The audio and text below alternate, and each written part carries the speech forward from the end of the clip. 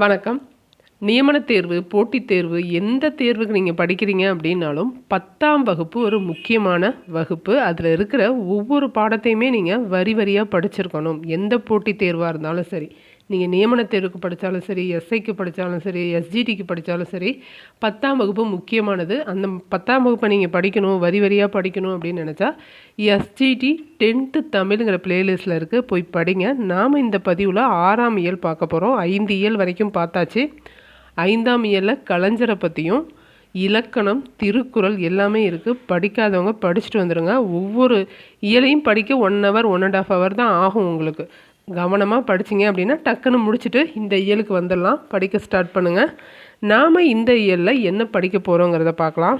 நாகரிகம், நாடு, சமூகம்னு சொல்லிட்டு விதை நெல்லுங்கிற ஹெட்டிங்கில் கொடுத்துருக்காங்க. சிற்றக்கல் ஒளி மாப்போ சிவஞானத்தோடது. சிலப்பதிகாரம், முத்தொள்ளாயிரம், மங்கையராய் பிறப்பதற்குன்னு பெண்களை பற்றி கொடுத்துருப்பாங்க. இலக்கணம் புறப்பொருள் இலக்கணம் கொடுத்துருக்காங்க.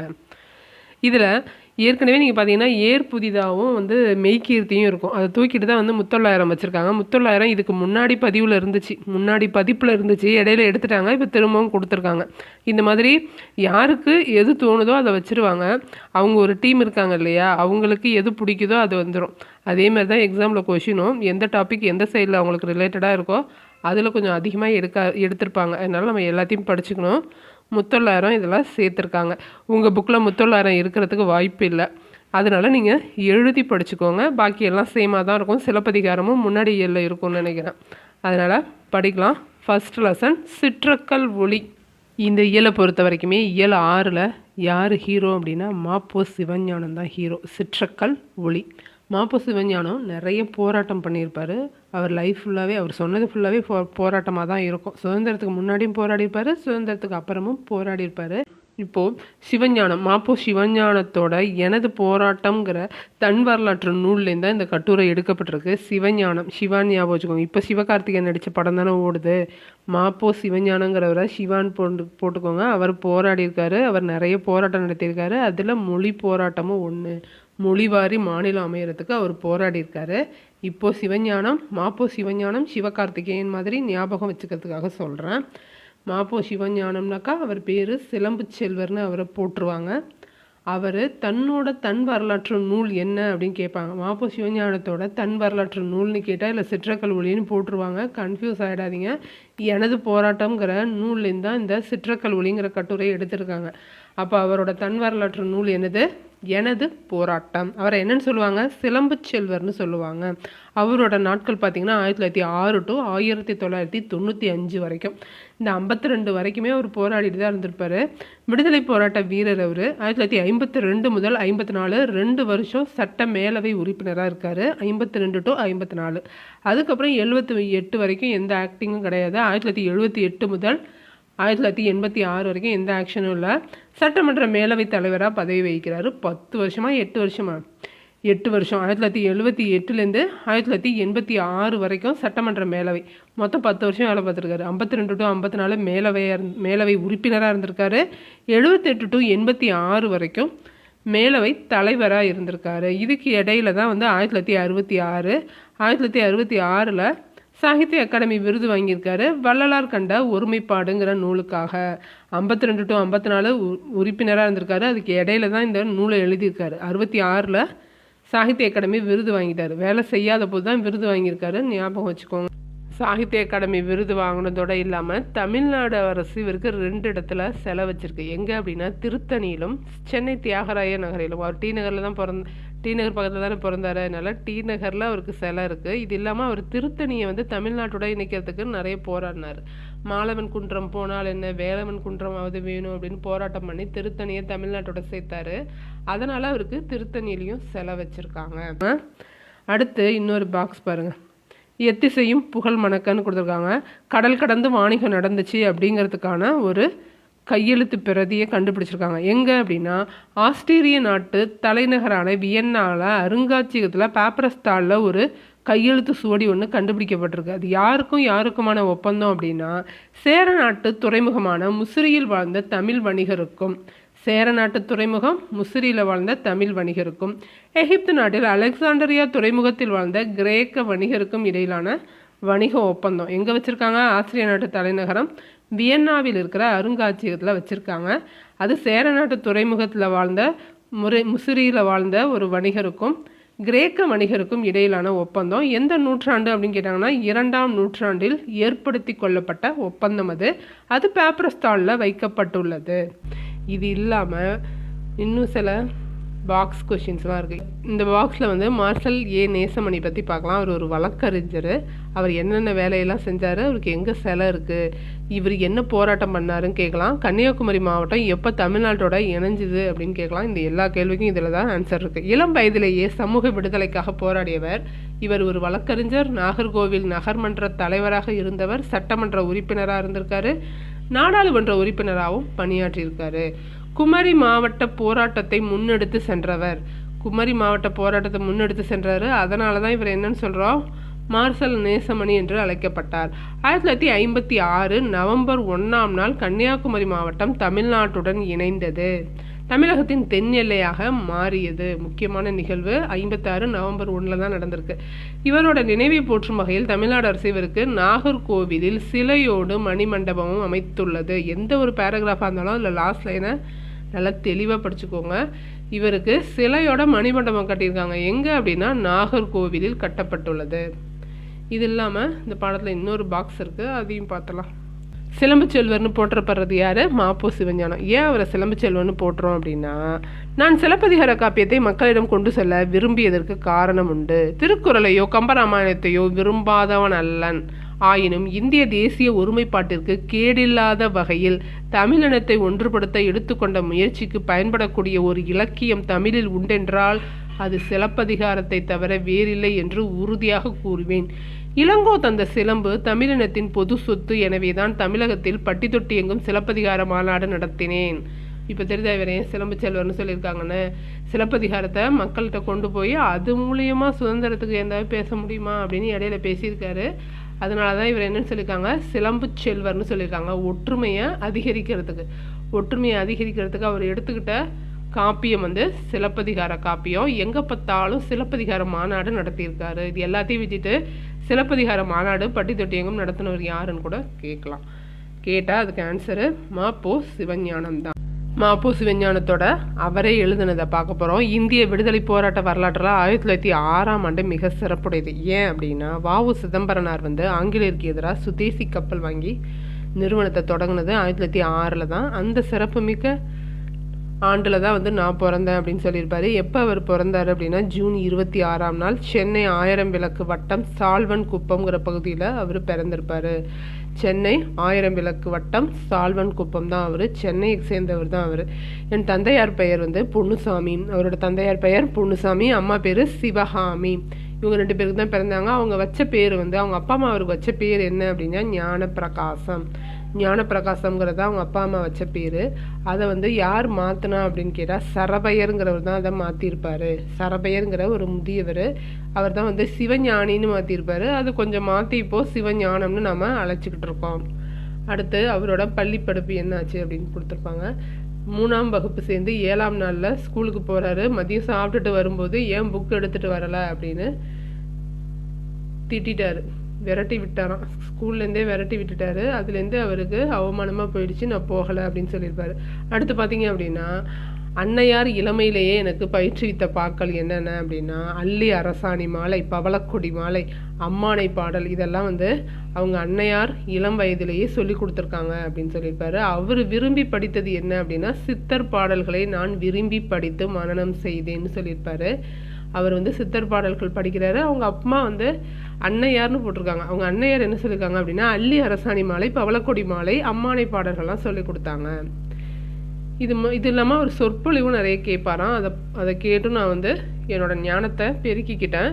இது இல்லாமல் எனது கேள்வி ஞானத்தை பெருக்கிய பெருமை யாரை சேரும் அப்படின்னு சொல்லியிருக்காரு. யார் அவர்? திருப்பாத்திரி புலியூர் ஞானியார் அடிகள். மாப்போ சிவஞானத்தோட கேள்வி ஞானத்தை பெருக்கின பெருமை யாரை சேரும் அப்படின்னு கேட்டாங்கன்னா இவர் தான். அவர் திருப்பாத்திரி புலியூர் ஞானியார் அடிகள். நான் ஒரு புத்தக பித்தன்னு சொல்லியிருப்பாரு. எனக்கு உலகில் அறிவு தோன்றிய நாள் தொட்டு இயன்ற வரை தமிழ் மொழியினேலும் நல்ல புலமை பெற்றிட வேணும்னு நிறைய முயற்சிருக்காரு. என்னோட அறியாமையோடய நான் நிறைய போராட்டம் பண்ணினேன் அப்படின்னு போட்டிருப்பாரு. அவர் சாப்பாட்டுக்கு பணத்தில் புத்தகங்கள் வாங்கிட்டு பல வேலைகளில் சாப்பாடு இல்லாமல் பட்னியாக இருந்திருக்காரு. கையில் வச்சிருந்த காசுக்கு பழைய புக்கு வாங்கிடுவார், சாப்பாட்டுக்கு இல்லாமல் சாப்பாடே போனாலும் பரவாயில்லன்னு புக்கு வாங்கியிருக்காரு. இது இல்லாமல் என்ன சொல்லியிருக்காரு அப்படின்னா, என்னிடம் உள்ள நான் சேர்த்து வச்சிருக்க சொத்து என்ன அப்படின்னா, என்னிடம் உள்ள பல்லாயிரக்கணக்கான நூல்களை தவிர வேறு எதுவும் இல்லைங்கிறதையும் அவரே ஸ்டேட்மெண்ட்டாக கொடுத்துருக்காரு. இந்த ஸ்டேட்மெண்ட்லாம் ரொம்ப முக்கியம். அவரை பற்றி தெரிஞ்சுக்கோங்க, அவர் சொல்கிற ஸ்டேட்மெண்ட்டை மனசில் வாங்கிக்கோங்க. அடுத்து பேராய கட்சி, காங்கிரஸ் கட்சி தான் வந்து பேராய கட்சின்னு போட்டிருக்காரு. காந்தி இர்வின் ஒப்பந்தம் எப்போ ஆச்சு அப்படின்னா 1931 காந்தி இர்வின் ஒப்பந்தம் நடக்குது. அதை தொடர்ந்து நிறைய போராட்டம்லாம் நடக்கும் இல்லையா. காந்தி இர்வின் ஒப்பந்தப்படி அனுமதிக்கப்படவில்லை, அந்நிய துணிக்கடை மறியல் வந்து அனுமதிக்கப்படவில்லையா. அடுத்து வந்து தீண்டாமை விலக்கு, கதர் விற்பனை ஆகியவற்றிலேயே வந்து கட்சி தலைமை செய்ய சொல்லிச்சு. அதெல்லாம் இவர் பண்ணியிருக்காரு. ஊர்வலங்களிலும் கதர் விற்பனையிலும் தவறாமல் கலந்து கொண்டிருக்காரு. கட்சியால் நடத்தப்படும் ஊர்வலம், கதர் விற்பனை எல்லாத்துலேயும் வந்து கலந்துக்கிறாரு. இது இல்லாமல் இவரை வந்து அரெஸ்ட் பண்ணுறாங்க. எப்போன்னு பாருங்கள், 6 மாத கடுங்காவல் அனுபவிக்கிறாரு. எப்போ அப்படின்னா 32 காந்தி இர்வின் ஒப்பந்தம் 31. அடுத்த வருஷம் இவர் வந்து போராட்டம்லாம் பண்ணல, தமிழா துள்ளி எழு அப்படிங்கிற தலைப்புடைய ஒரு துண்டறிக்கையை பீச்சில் வச்சு கொடுத்துருக்காரு. பீச்சில் இருந்த மக்கள்கிட்ட தமிழா துள்ளி எழு அப்படின்னு சொல்லி ஒரு நோட்டீஸ் கொடுத்துருக்காரு. அவ்வளோதான் வந்து போலீஸ் கைது பண்ணிடுச்சு. சிறையில் அடைக்கப்பட்டேன். என்ன தண்டனை அப்படின்னா 300 ரூபா கட்டணும், 3 மாதம் தண்டனை. 300 ரூபா கட்டாட்டி 6 மாதம் தண்டனை. இவர் 300 ரூபா கட்ட முடியல, 6 மாதம் கடுங்காவல் தண்டனை. 1942ஆம் ஆண்டு 8ஆம் நாள் இன்னொரு முக்கியமான நாள் என்ன அப்படின்னா, வெள்ளையனே வெளியேறு அப்படின்னு மும்பையில் காங்கிரஸ் கட்சி வந்து தீர்மானம் போடுது. அந்த தீர்மானத்தை தொடர்ந்து 3/8 வந்து தீர்மானம் நடக்குது. வெள்ளையனே வெளியேறுங்கிற தீர்மானம் 1942 ஆகஸ்ட் 8 நடக்குது. அதை தொடர்ந்து நிறைய பேர் கைது பண்ணிகிட்டே வராங்க. எல்லா தலைவரையும் கைது பண்ணுறாங்க, அதில் இவரையும் கைது பண்ணிட்டாங்க. இவர் எப்போ அப்படின்னா ஆகஸ்ட் 13ஆம் ஆண்டு வேலூர் மத்திய சிறையில் இவர் அடைக்கப்படுறாரு. வேலூர் சிறையில் அடைச்சா இவருக்கு ரொம்ப சந்தோஷம். ஏன் அப்படின்னா காமராசர், தீரர் சத்தியமூர்த்தி, பிரகாஷம் இவங்களெல்லாம் அங்கே பார்த்துருக்காரு. இவர் பலரை அங்கு நான் கண்டேன் தான் போட்டிருக்காரு, சந்தித்தேன்னு போடல, கண்டேன். சில நாட்களுக்கு பின்பு அங்கிருந்து அவர் வந்து அமராவதி சிலைக்கு மாற்றிட்டாங்க. அமராவதி சிறையில் பயங்கர வெயிலாம், மேலே துத்தநாக தகடு தான் போடப்பட்டிருக்கோம். கோடை காலத்தில் மட்டும் அங்கே எவ்வளோ வெயில் இருக்கும் அப்படின்னா 120 பாகை அளவில் இருக்கும் அப்படின்னு போட்டிருப்பாங்க. இது வந்து ரொம்ப கடினமாக இருந்தது அவருக்கு. அதுக்கப்புறம் தமிழ்நாடு பற்றிய கனவுங்கிற தலைப்பில் 1947 ஆகஸ்ட் 15 சுதந்திரம் கிடச்சிருச்சு. சுதந்திரம் கிடைச்ச மறுநாளே ஒரு குழுவாக நாங்கள் எங்கே போனோம் அப்படின்னு போட்டிருக்காரு, வடக்கு எல்லைக்கு போனாங்களாம். வடக்கு எல்லை போய் ஆந்திராவில் ஆந்திர தலைவர்கள் சித்தூர் மாவட்டம் முழுவதையும் புதிதாக அமையவிருக்கும் ஆந்திரா மாநிலத்தோட இணைக்கிறதுக்கு இருந்தாங்க. அதுக்காக நாங்கள் போய் போராடணும் அப்படின்னு சொல்லியிருக்காரு. அங்கே யாரெல்லாம் போராட்டத்துக்கு சேர்த்துக்கிட்டாங்க அப்படிங்கிறதையும், இது வந்து வடக்கு எல்லை போராட்டம் அப்படின்னு மென்ஷன் பண்ணியிருக்காரு. வடக்கு எல்லை போராட்டத்தில் இவங்க குழுவாக போயிருக்காங்க. அங்கே வடக்கு எல்லையில் இருந்தவங்கள தமிழ் ஆசான் வந்து அதுக்கு ஒரு தமிழ் உணர்வு கொள்ள செஞ்சார். அது யார் அப்படின்னா மங்களங்கிலாங்கிறவர் தான் வந்து வடக்கு எல்லையில் முக்கியமானவர். வடக்கு எல்லையில் எல்லாரையும் வந்து ஒருங்கிணைத்து தமிழ் உணர்வு கொள்ள செஞ்சது யார் அப்படின்னு கேட்டால் மங்களங்கிலார். அவரோட இணைஞ்சு தமிழக அரசு கழகங்கிறது இவர் தான். யார்? மாப்போ சிவஞானம் தான் வந்து இதில் மெயினாக இருந்திருக்காரு. தமிழக அரசு கழகம் சென்னையிலும் திருத்தணியிலும் வந்து தமிழர் மாநாடு நடத்தியது. சித்தூர், புத்தூர், திருத்தணி ஆகிய இடங்களிலும் வடக்கு எல்லை போராட்டத்தை தொடங்கியது. போராட்டத்தில் ஈடுபட்ட நானும் மங்களங்கிலார், விநாயகம், ES தியாகராஜன், ரஷீத் என ஏராளமானோர் சிறையில் அடைக்கப்பட்டோம். அந்த சிறையில் இருக்கும்போது ராஜமந்திரி சிறையில் இருந்த திருவாலங்காடு கோவிந்தராசனும் பழனி சிறையில் இருந்த மாணிக்கம் இருவரும் வந்து சிறையிலேயே உயிர் துறந்தாங்க. வடக்கு எல்லையில் போராட்டத்துக்கு முக்கியமாக இருந்தது யாரெல்லாம் சிறைக்கு போனாங்க, இல்லை 2 பேர் இறந்துட்டாங்கிறதையும் சொல்லியிருக்காரு. அதுக்கப்புறம் தான் வருது சர்தார் KM பணிக்கர் தலைமையில் மத்திய அரசால் அமைக்கப்பட்ட மொழிவாரி ஆணையம் வந்து சித்தூர் மாவட்டம் முழுவதையும் ஆந்திராவுக்கு கொடுத்து விட்டது. எந்த ஆணையம்? KM பணிக்கர் ஆணையம். சர்தார் KM பணிக்கர் ஆணையம் தான் வந்து சித்தூர் மாவட்டத்தை ஆந்திராவுக்கு கொடுத்துருச்சு. அப்போ மாலவன் குன்றம் போனால் என்ன, வேலவன் குன்றமாவது வேண்டும் அப்படின்னு சொல்லி திரும்பவும் போராடினாங்க. மீண்டும் போராட்டம் தொடங்கியது. அதன் விளைவாக படாஸ்கர் ஆணையம் தான் வந்து திருத்தணி வரை உள்ள தமிழ் நிலங்களை மீட்க உதவியாக இருந்துச்சு. கேஎம் பணிக்கர் ஆணையம் வந்து சித்தூரை ஆந்திரா கொடுத்துருச்சு. ஆனால் வந்து படாஸ்கர் ஆணையம் வந்து திருத்தணி வரைக்குமான நிலங்களை தமிழ்நாட்டுக்கு மீட்டு கொடுத்ததுன்றதையும் சொல்லியிருக்காரு. அடுத்து சென்னையை மீட்போம். வடக்கு எல்லை போராட்டம் முடிஞ்சு திருத்தணியை மீட்ட பிறகு சென்னையை மீட்கிறதுக்கு அடுத்த போராட்டத்துக்கு கிளம்பிட்டாரு மாப்போ சிவஞானம். அப்போ யாரோ பொருளை கிளப்பியிருக்காங்க, ஆந்திர மாநிலம் பிரிய போகுது, அதுக்கு சென்னை தான் வந்து தலைநகராக இருக்க போகுது அப்படின்னு உறுதிப்படுத்தப்படாத தகவல் வந்து நிலவி இருக்கு. இது தெரிஞ்சு முதல்வர் ராஜாஜி என்ன சொல்லியிருக்காரு, அப்படி நடந்துச்சு அப்படின்னா தலைநகரை காக்க தன் முதலமைச்சர் பதவியும் துறக்க அவர் தயாராக இருந்ததாக சொல்லியிருக்காங்க. யார்? ராஜாஜி தான் அப்போதைக்கு முதல்வராக இருந்திருக்காரு. அப்படி சென்னையை வந்து நீங்கள் ஆந்திரா கொடுக்குறீங்க அப்படின்னா நான் வந்து முதல்வர் பதவியை ரிசைன் பண்ணிடுவேன் அப்படின்னு சொல்லியிருக்காரு. அதுக்கு அடுத்து ஒரு நபர் ஆணையம் ஆந்திரத்தின் தலைநகராக சென்னை இருக்க வேண்டும் என்ற இடைக்கால ஏற்பாட்டினை பரிந்துரைச்சிருக்கு ஒரு நபர் ஆணையம் அப்படின்னு சொல்லி அதிகாரப்பூர்வமற்ற கருத்து நிலவி இருக்கு. அந்த ஆணையம் என்னது? நீதிபதி வாஞ்சு தலைமையிலான ஆணையம். நீதிபதி வாஞ்சுக்கு தான் ஆசை சென்னையை ஆந்திராவுக்கு கூட்டு போயிடணும் அப்படின்னு. இதையொட்டி மாநகராட்சியின் சிறப்பு கூட்டம் ஒன்று அப்போதைய மாநகர தந்தை செங்கல்வராயன் தலைமையில் நடைபெற்றது. தலைநகரை கொடுத்தேனும் தலையை கொடுத்தேனும் தலைநகரை காப்பேன்னு முழங்கியிருக்காரு நம்ம மாப்போ சிவஞானம் இந்த கூட்டத்தில். இதுக்கு முன்னாடி ஒரு சென்டென்ஸ் சொன்னார், என்னது? மாலவன் குன்றம் போனால் என்ன, வேலவன் குன்றமாவது வேறும்னு சொல்லி திருத்தணியை மீட்டார் இல்லையா. இந்த 2 சென்டென்ஸை கொடுத்துட்டு 3ஆவதாக ஒரு சென்டென்ஸ் கொடுத்தாங்க எக்ஸாமில். அதாவது மாநகராட்சி கூட்டத்துக்கு தலைமையேற்றது யார், மாநகராட்சியின் சிறப்பு கூட்டத்தை தலைமையேற்று நடத்தினது யாருன்னு கேட்டிருந்தாங்க. இந்த செங்கல்வராயன் தலைமையில் தான் வந்து கூட்டம் கூடியிருக்கு. ஆனால் வந்து நான் தப்பாக போட்டு வந்துட்டேன், செங்கல்வராயன் போடாமல் மாப்போ சிவஞானம் போட்டேன். அதனால் ஒரு வரியுமே கரெக்டாக படிங்க.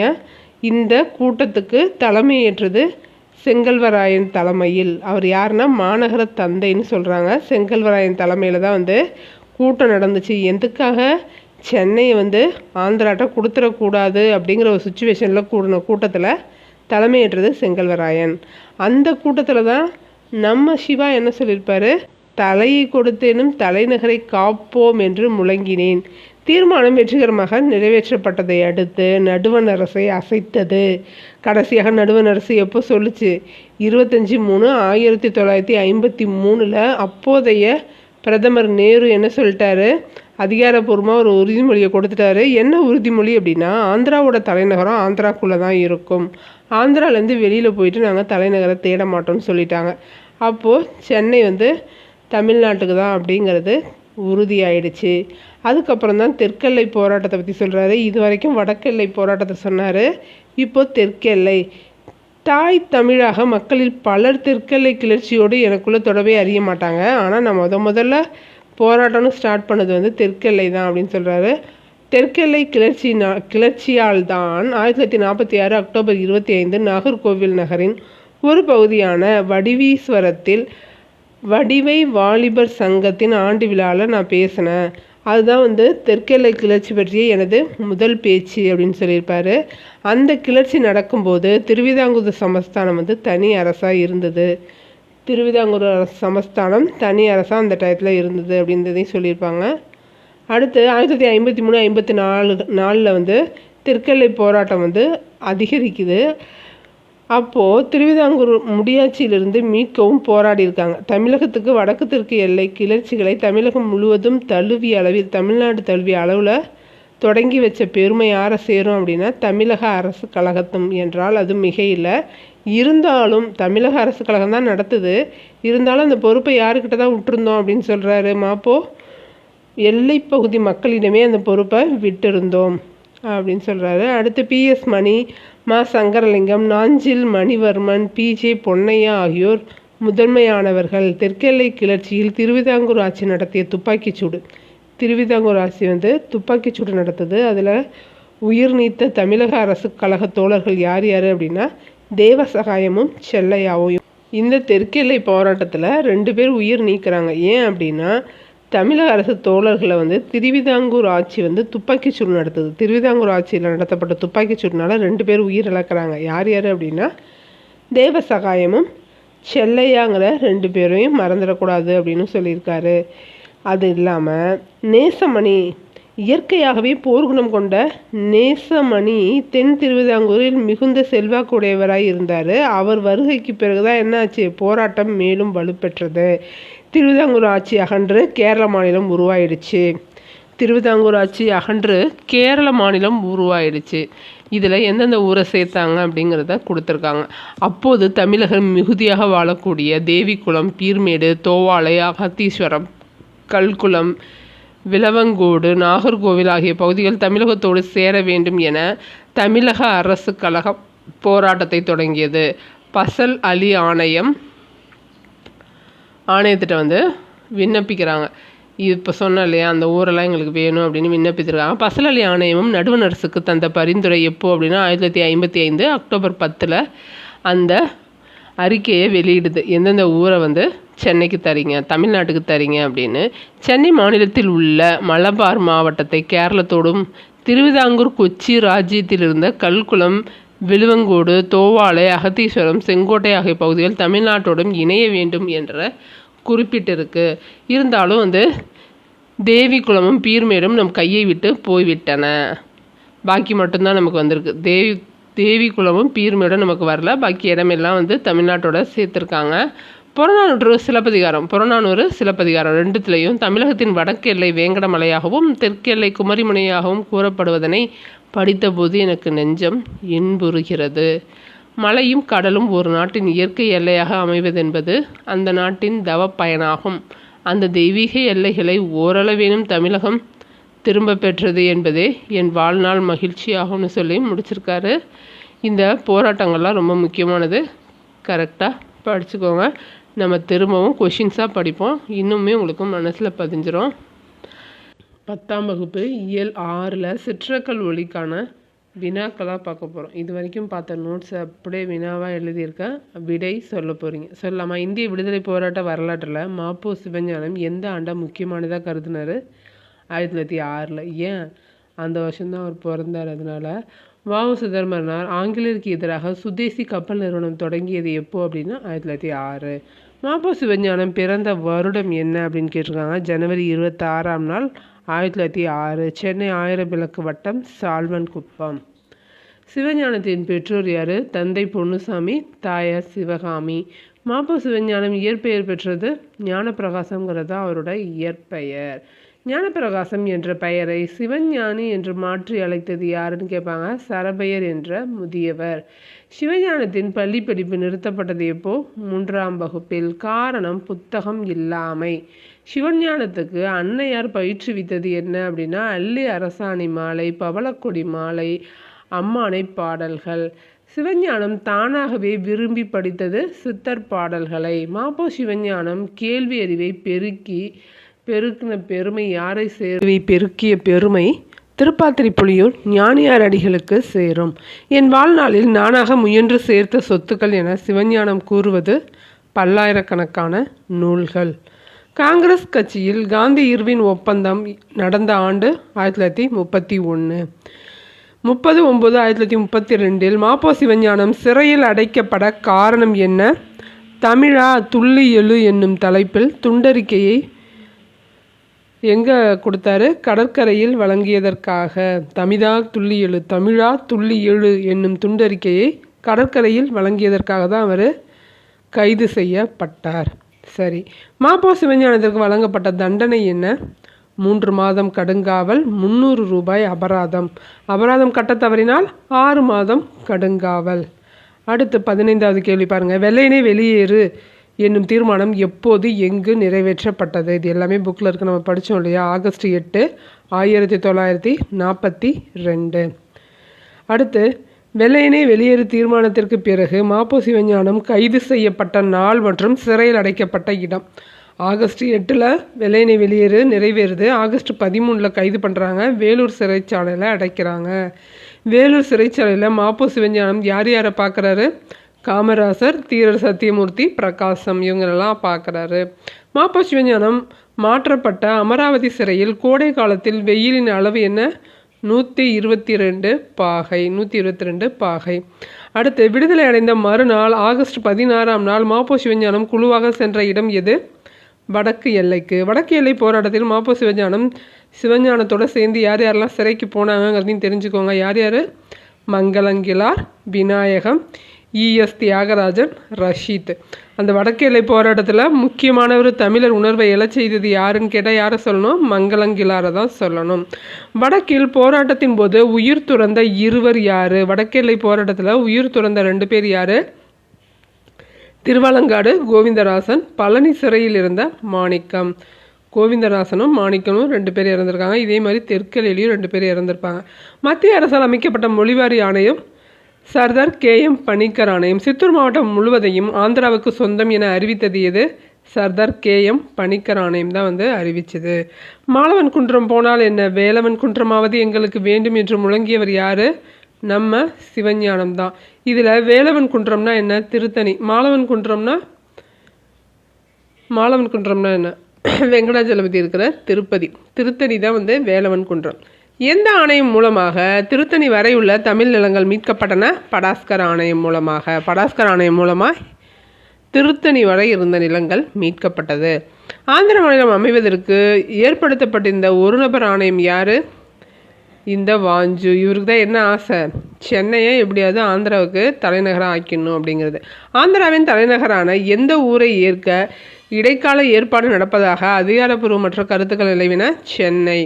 சென்னை ஆந்திரா தலைநகராக்குதா? சென்னை தலைநகரை காக்க தன் முதல்வர் பதவியையும் துறக்க தயாராக இருந்தவர் யாரு? ராஜாஜி.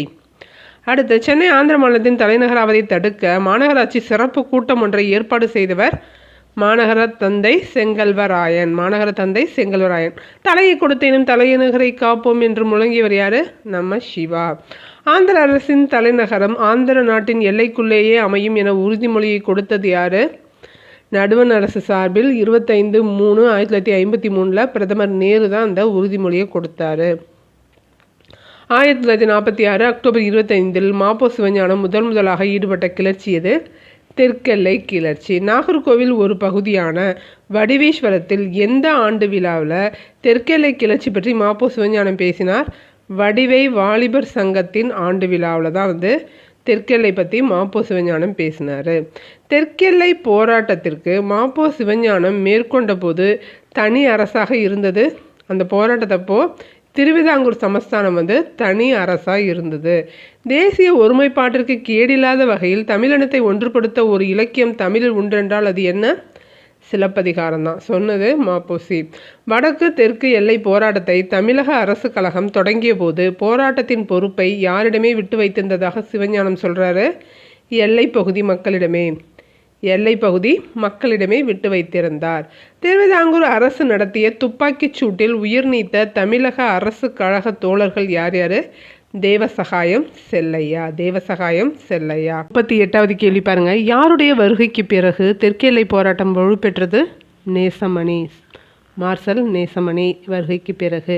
39 தேவிக்குளம், பீர்மேடு, தோவாளை, அகத்தீஸ்வரம், கல்குளம், பிளவங்கோடு, நாகர்கோவில் ஆகிய பகுதிகள் தமிழகத்தோடு சேர வேண்டும் என்று எந்த ஆணையத்திடம் விண்ணப்பிச்சாங்க? பசலலி ஆணையத்திடம்.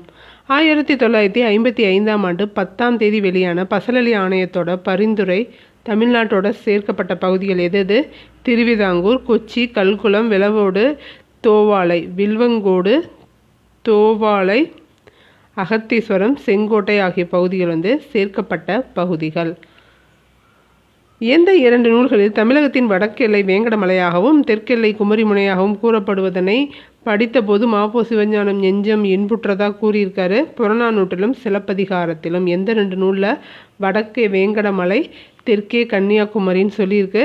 புறநானூற்றிலையும் சிலப்பதிகாரத்திலையும் சொல்லியிருக்கு.